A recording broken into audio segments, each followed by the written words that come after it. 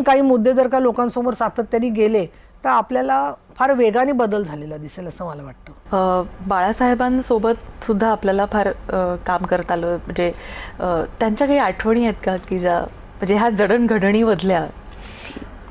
बाळासाहेब ठाकरे यांचा स्वभाव म्हटलं तर कडकच होता. काहीतरी उगाच फापट पसारा बोलत बसला तर त्यांना ते आवडायचं नाही.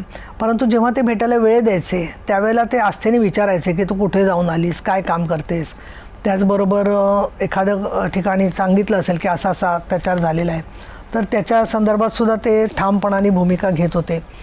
सभेच्या वेळेला मला आठवते की मी त्यांना विचारलं होतं, म्हणजे आता मला स्वतःच्या प्रश्नाचंच आश्चर्य वाटतं की मी कसं विचारू शकले, की साहेब तुम्ही भाषण जेव्हा करता त्याला तुम्हाला ते कसं सुचतं.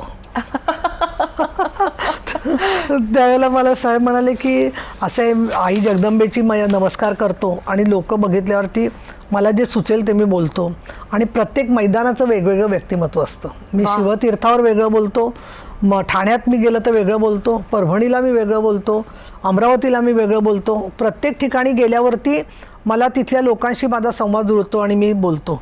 आणि मग सभेनंतर मी काही वेळेला सांगायचे की साहेब छान झालं भाषण, पण मला हा मुद्दा आवडला.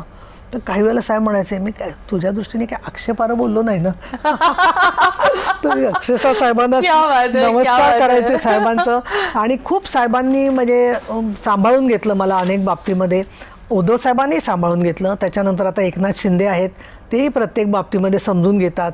आणि मी स्वतःला भाग्यवान यासाठी समजते की पक्षाचे मुख्य श्रेष्ठी ज्या वेळेला एखाद्या स्त्री कार्यकर्तीला सपोर्ट करतात किंवा सपोर्ट म्हणण्यापेक्षा मार्गदर्शन व्यवस्थित करतात तर ते मला फार त्याच्यामुळे मला काम करणं सुसह्य झालं. आणि विरोध पण काही लोकांनी खूप केला. सगळ्या वृषाली गोष्टी बोलता येत नाहीत राजकारणामध्ये. विरोध कसा केला, काय केला, त्याच्यात एक विक्षिप्तपणाच्या कथा तुम्ही ऐकाल तर सगळे घाळघाळ रडतील अशा त्या गोष्टी आहेत. पण मी त्या आमचे बाबा नेहमी सांगायचे की महात्मा फुले यांच्याकडे 2 पिशव्या असायच्या. एका पिशवीमध्ये चांगल्या गोष्टी टाकायच्या, एका गोष्टीत वाईट गोष्टी टाकायच्या. तसे त्या वाईट जे मला अनुभव आले ते बांधून ठेवून मी रोज डायरीत लिहून बंद करून ठेवते आणि फक्त चांगले अनुभव घेऊन पुढे चालते. नाही, खरंच हा तुमचा मोठेपणा आहे. पण मला असं वाटतं की तुम्ही कडक शिस्तीच्या पण आहात. मग त्या काळामध्ये बाळासाहेबांनी असं कधी सांगितलेलं की आता महिला ब्रिगेड तयार करा तुम्ही किंवा महिलांना प्रशिक्षित करा, तुम्ही जसं आपले मुद्दे, पक्षाचे मुद्दे लोकांसमोर मांडता, ह्याही पुढच्या फळीला देखील ते आले पाहिजे, त्याच्यासाठी वळून? मी जे आमदार झाले त्या मी साहेबांना विचारलं की साहेब तुम्ही मला विधान परिषदेचे आमदार केलेले, मी आभारी आहे, तुमचे कृतज्ञ आहे. तर तुम्ही मला सांगा की कुठल्या विषयावर मी जास्त काम करू. तेव्हा त्यांनी मला सांगितलं की पिण्याच्या पाण्याचा प्रश्न खूप गंभीर आहे सगळीकडे, तर त्या विषयावरती तू काम कर. आणि दुसरं त्यांनी सांगितलं की हिंदू धर्मात जे भाविक जातात देवळांमध्ये किंवा तीर्थयात्रेला त्यांना कुणी वाली नाही आहे, तर तू त्याच्यासाठी काम कर. त्यामुळे मग अष्टविनायक असो, त्याच्यानंतर विठ्ठल रुक्मिणी मंदिर असो, कोल्हापूरचं मंदिर असो, त्र्यंबकेश्वर असो, अनेक देवळांचे पुरातत्व विभागाचे जे प्रश्न होते त्याच्या मी जवळजवळ आत्तापर्यंत 40 ते 50 बैठका घेतल्या वेळोवेळी. सभागृहात ते विषय घेतले. गणपतीपुळ्याला जेव्हा चोरी झाली आणि तिथला सोन्याचा गणपती चोरीला गेला त्यावेळेला आम्ही सभागृहामध्ये लक्ष दिलं. एकदा तर जेजुरीच्या खंडोबाचं आसन चोरीला गेलं होतं. मी आणखीन एक आमदारांनी तो लक्षवेधी लावली होती आणि लक्षवेधी लागली आणि तुला सांगते मी की लक्षवेधीचं उत्तर देण्याच्या आधी 2 तास चोर पकडला गेला आणि ते सिंहासनात पडलं तिकडे जेजुरीत आणून कोणीतरी टाकून गेले तिकडे जाऊन जे आहे ते. त्यामुळे असे खूप प्रश्न. मग त्याच्या तुळजा भवानीच्या इथे सुद्धा काही गोष्टी चुकीच्या झाल्या होत्या मंदिरामध्ये. अशा खूप गोष्टींचा फॉलोअप मी केला. पण मी कुठे लोकांच्या भावनांना न दुखवता त्यांच्याशी बोलत गेले. माझा जन्मही पंढरपूरचा आहे त्यामुळे पंढरपूरशी माझं एक नातं आहे.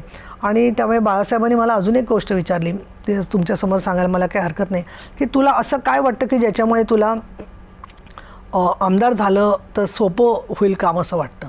तर मी त्यांना सांगितलं साहेब खरी अडचण महिलांची अशी आहे की कुठे आम्ही जातो तिथे स्वच्छतागृहच नसतात. तर म्हटलं मी आमदार म्हणून काम करायला लागले तर 4 लोक मला ओळखलं तर मला काम करणं सोपं होईल. तर ते मला एवढा प्रॉब्लेम आहे खरोखर. म्हटलं हो. आणि आज मी साहेब असते तर साहेबांना सांगितलं साहेब अजूनही तो प्रॉब्लेम पूर्ण गेलेला नाही आहे महिलांच्या संदर्भात जो अडचणी आहेत त्या सगळ्या. त्याच्यामुळे त्यांचं एक सूक्ष्मदृष्टी होती या संदर्भामध्ये. आणि नंतरच्या काळातसुद्धा जेव्हा मी विशेष हक्क समितीचे प्रमुख झाले त्या कामामध्ये सुद्धा आम्ही प्रत्येक ठिकाणी निर्देश दिले की पेट्रोल पंप जे आहेत ते पेट्रोल पंप सर्वांना खुले करा, की तुम्ही पेट्रोल भरा किंवा न भरा तरी तिथलं स्वच्छतागृह वापरता आलं पाहिजे. आणि अन्न आणि नागरी पुरवठ्याचे जे सचिव होते त्याला श्री सूर्यवंशी म्हणून तर त्यांनी लगेच त्याचे GR काढून तसं ते प्रसारित केलं. अर्थात देवेंद्र फडणवीसच त्याला मुख्यमंत्री होते आणि त्यानुसार आम्ही ते करू शकलो, पण अजून खूप करणं बाकी आहे असं मला वाटतं. खरंय. आणि जसं मी म्हटलं की तुम्ही